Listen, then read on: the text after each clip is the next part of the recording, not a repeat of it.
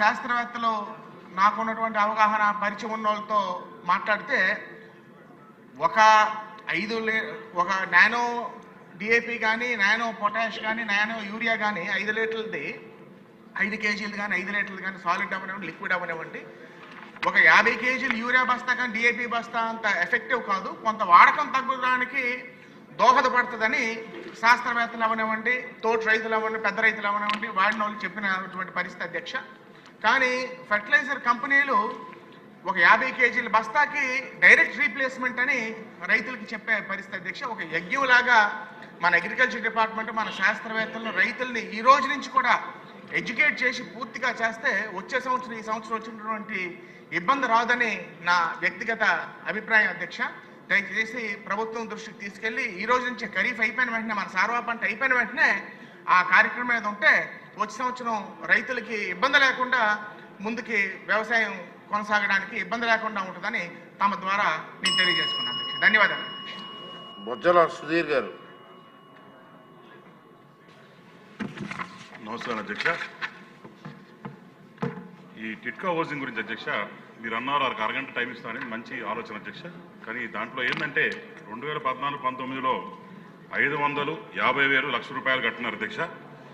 ఆ రోజు నుంచి ఈ రోజు వరకు కూడా మూలిగే నక్క మీద తాడికే పడ్డట్టు ఇంకా కూడా వాళ్ళ మీద ఈఎంఐలు భారం వేసి ఆ పేదవాళ్ళకు కూడా ఇల్లు రానియకుండా ఎక్కడ కూడా డెవలప్మెంట్ చేయకుండా చేశారు అధ్యక్ష. 2019 నుంచి 24 చూస్తే కనీసం రూపాయి కూడా ఖర్చు పెట్టిన పాపాను పోలేదు.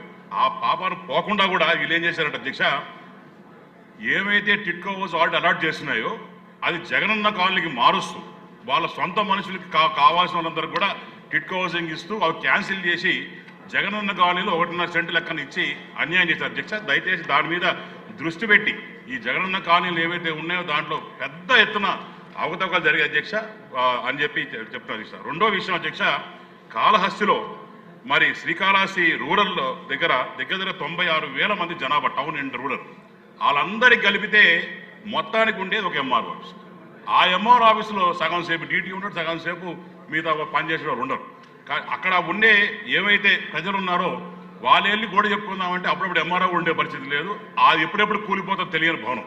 దయచేసి మీ ద్వారా నేను ప్రభుత్వానికి కోరేది ఏంటంటే దయచేసి దాన్ని రెండిటిగా డివైడ్ చేసి Srikalahasti town Srikalahasti rural 2 divide చేసుకొని ఆ రెండింటికి వేరే వేరే ఎంఆర్ఓ ఇస్తే బాగుంటుందని చెప్పి తెలియజేస్తున్న అధ్యక్ష. ఇంకొకటి మీ దృష్టి తీసుకొస్తున్నా ఏంటంటే యూరియా అధ్యక్ష. యూరియా ఇది పెద్ద సమస్య అయింది అధ్యక్ష. కానీ ఈరోజు చూస్తే మన కూటమి ప్రభుత్వం తీసుకున్న చొరవతోని నిన్న కూడా సాయంత్రానికి 2,600 యూరియా బ్యాగులు వచ్చినట్టు ఉంది అధ్యక్ష. దాంతో మేము ఎంక్వైరీ చేసి వచ్చినాయి.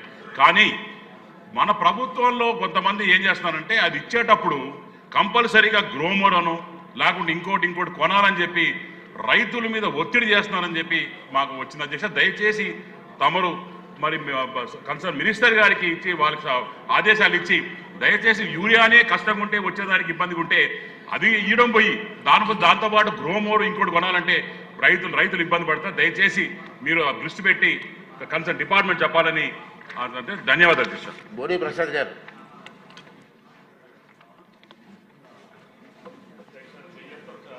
ధన్యవాదాలు అధ్యక్ష.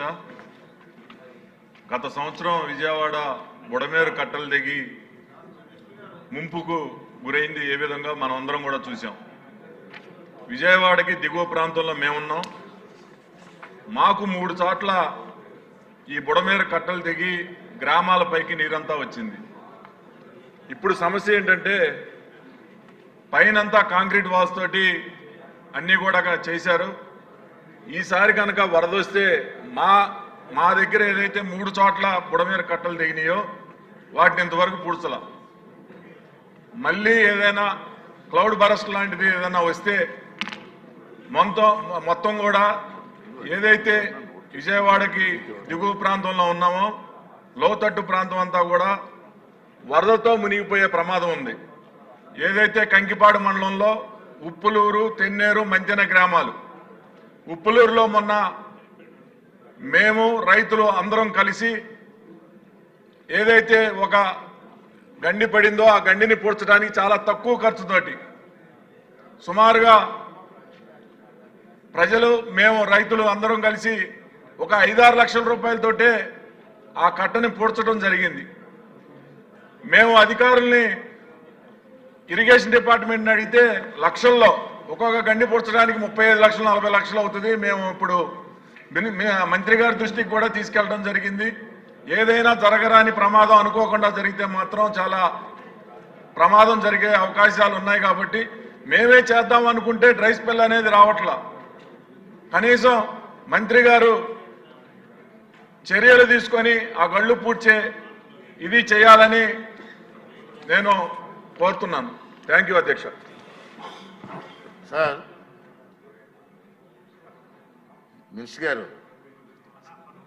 ఇప్పుడు ఏంటంటే 0 అవర్ అంటే మంత్రి గారైనా నోట్ చేసుకోవాలి, లేదా అధికారులైనా నోట్ చేసుకోవాలి. ఇక్కడ ఎవరో నోట్ చేసుకున్నట్టు నాకు కనపడలే సార్. ఏంటి సాంప్రదాయం ఏంటి? ప్లీజ్ సీరియస్గా తీసుకోండి. వాళ్ళంతా 0 అవర్లో మాట్లాడతారు. ఎవరు నోట్ చేసుకున్నారు ఇక్కడ? ఎవరో ఒక నోట్ చేయాలి కదా ప్రభుత్వం తరపు నుంచి, లేకపోతే ఇక్కడ అధికారులన్నా నోట్ చేయాలి కదా. ఇది ఏ సాంప్రదాయం అంటే మనకు అర్థం అవ్వదు.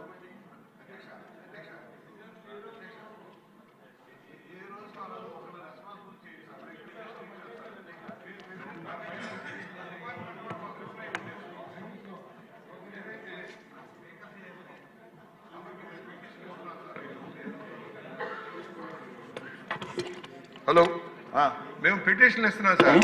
తాము శాఖలకు పంపిస్తున్నారు. శాఖ వాళ్ళు రియాక్ట్ అయ్యి మాకు రెస్పాన్స్ ఇవ్వట్లేదు సార్. అది ఒకసారి ఫాలోఅప్ చేస్తాం. అలాగే 0 అవర్ సంబంధించి కంటెస్ట్ లాగా ఉండటానికి వీల్లేదు సార్. అనేక ప్రధానమైన సమస్యలు వస్తూ ఉన్నాయి. రోజుకు ఒకళ్ళని కనీసం ఇంట్రెస్ట్ చేయండి సార్. సెక్రటరీ నుంచి ఒకళ్ళని ఇవ్వండి, మంత్రివర్గం నుంచి ఒకళ్ళని ఇవ్వండి, నోట్ చేసుకొని దాని మీద రెస్పాన్స్ రావాలి సార్. ఊరికి చెప్పుకున్నాం అయిపోయిందంటే కాదు సార్. దాని మీద ఏమి రెస్పాండ్ అవుతున్నాం, రియాక్షన్ ఏమొస్తుంది, సమస్య పరిష్కారం అవుతుందో లేదో తెలియాల్సిన అవసరం ఉంది సార్.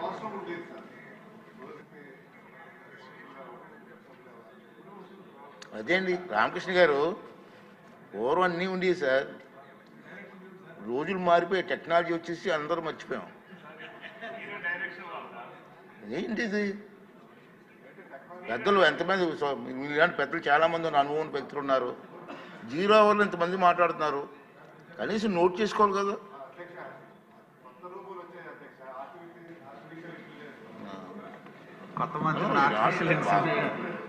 మనోహర్ గారు సార్ తమరు ఇచ్చిన డైరెక్షన్స్ ప్రకారంగా తప్పకుండా ఈ రికార్డ్ పరిశీలించి ఒకసారి ఒక్క సభ్యుడిది మిస్ అయ్యాం సార్. ఇమ్మీడియట్గా రెక్టిఫై చేస్తాం. కానీ ప్రభుత్వం తరఫు నుంచి ఖచ్చితంగా గౌరవ సభ్యులు అందించిన సూచనలు 0 అవర్లు తప్పకుండా మేము నోట్ చేసుకుని డిపార్ట్మెంట్ల వారీగా వాళ్ళకి సమాధానాలు పంపిస్తాం సార్. పూర్వం ఉండేది సార్, ఇప్పుడు ఎందుకు? డెఫినెట్గా చేస్తాం. Definitely, I want to assure the House through you, sir. Sir, I want to assure the House through you that the government will definitely respond immediately, sir. Okay, sir. Okay, thank you, sir. Next అండి వెంకట్రావు గారికి అన్నవరం.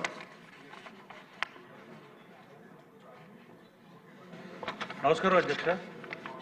ప్రకాశం barrage 13 లక్షల ఎకరాల ఆయకట్టుకు water అందుతుంది అధ్యక్ష. అట్లాగే ఉమ్మడి సర్కారు జిల్లాలకి డ్రింకింగ్ వాటర్ ఇచ్చే పరిస్థితి అధ్యక్ష.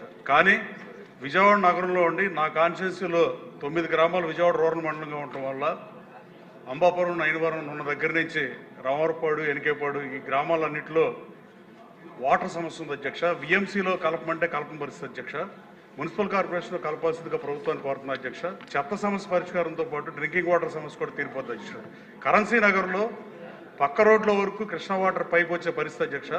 కానీ ప్రభుత్వం 2500 కోట్లతో అంబాపురం దగ్గర వాటర్కి మంచినీళ్ళు అందిస్తానికి ఒక పథకం రూపొందిస్తే అది ముమ్మాటికి డబ్బు దండగా అధ్యక్ష. అది కృష్ణా వాటర్ని నెక్స్ట్ రోడ్లోంచి పైప్ లైన్ కంటిన్యూ చేస్తే మా గ్రామాలు కూడా వస్తాయి. టీడీఎస్ 300 ఉండొచ్చు డ్రింకింగ్ వాటర్లో. అలాగే హౌస్ హోల్డ్ యూసేజ్కి అయితే 500 ఉండొచ్చు అధ్యక్ష. అంబాపురంలో అయితే 3000, ప్రసాదంపాడులో 2000, రామవరపాడులో 2000 టీడీఎస్ ఉన్న పరిస్థితి అధ్యక్ష. అలాగే ట్యాక్సులు కట్టేటప్పుడు సిఆర్డీఏ పన్నులు కానీ అన్నీ విజయవాడ నగరంలో నగర ప్రజలతో పాటు కడతా ద్వితీయ శ్రేణి పౌరులాగా బతకాల్సిన పరిస్థితి అధ్యక్ష.